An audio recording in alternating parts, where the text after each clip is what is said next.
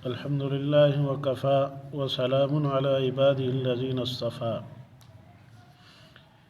اس سے پہلے ہم نے قرآن کی کچھ آیات اور اس کا مفہوم بیان کیا، جس سے یہ ثابت ہوتا ہے کہ حضور علیہ الصلاۃ والسلام کے بعد کوئی نبی نہیں ہے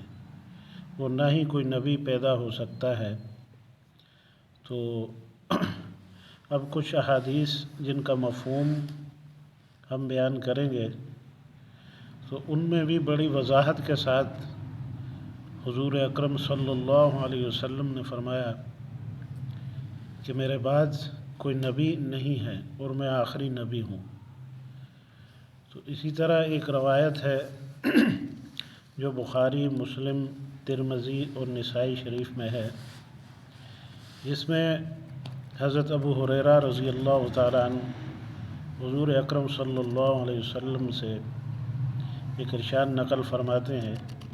جس کا مفہوم یہ ہے کہ حضور علیہ الصلاۃ والسلام نے فرمایا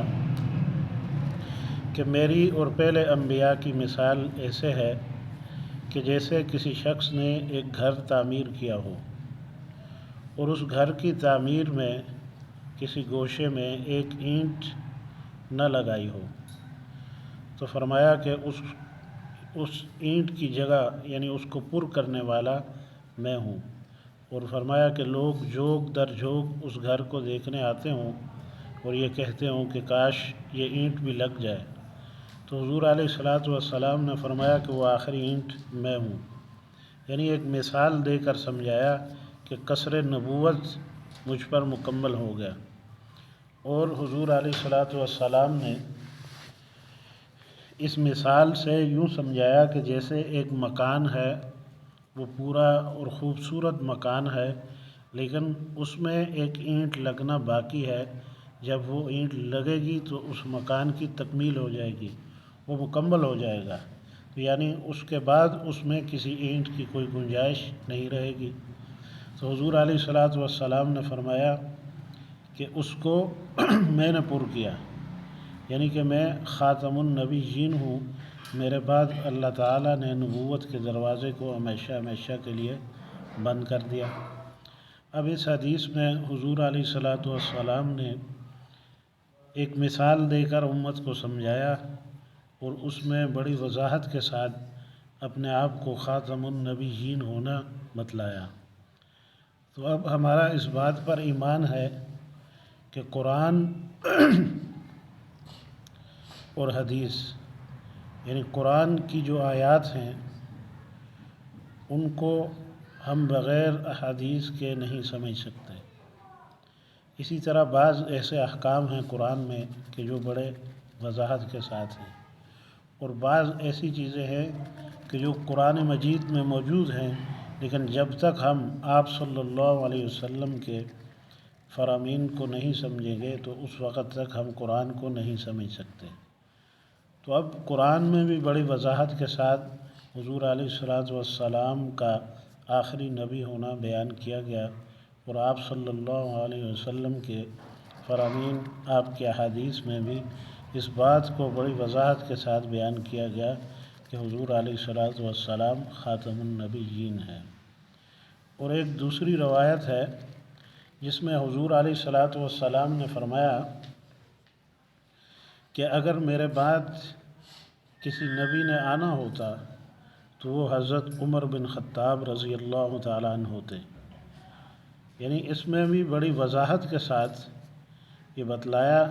کہ اگر میرے بعد نبوت جاری رہتی تو حضرت عمر رضی اللہ تعالیٰ عنہ کے اندر وہ اوصاف موجود تھے کہ وہ نبی ہوتے، لیکن چونکہ میرے بعد نبوت کا دروازہ بند ہے تو اس لیے حضرت عمر بھی نبی نہیں ہو سکتے۔ یہ اس روایت کا مفہوم ہے۔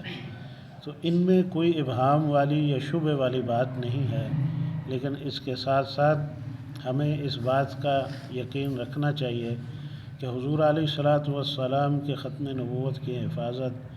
حضور علیہ الصلاۃ والسلام کے ناموس کی حفاظت اور قرآن و سنت کی روشنی میں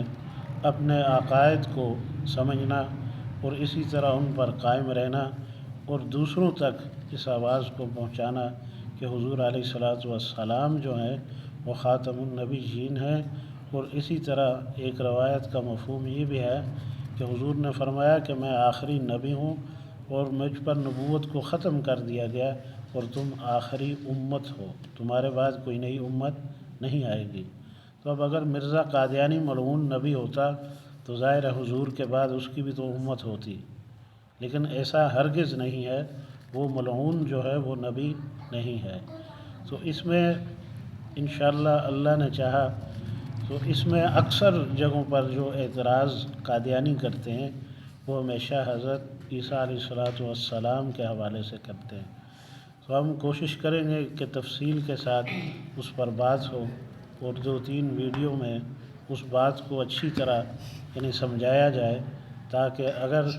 سننے والا کبھی کسی قادیانی سے کوئی بات کرے یا قادیانی کسی پر اپنا اشکال پیش کرے تو بڑے اطمینان اور اعتماد کے ساتھ اس کو جواب دے سکے۔ وآخر دعوانا الحمد للہ رب العالمین۔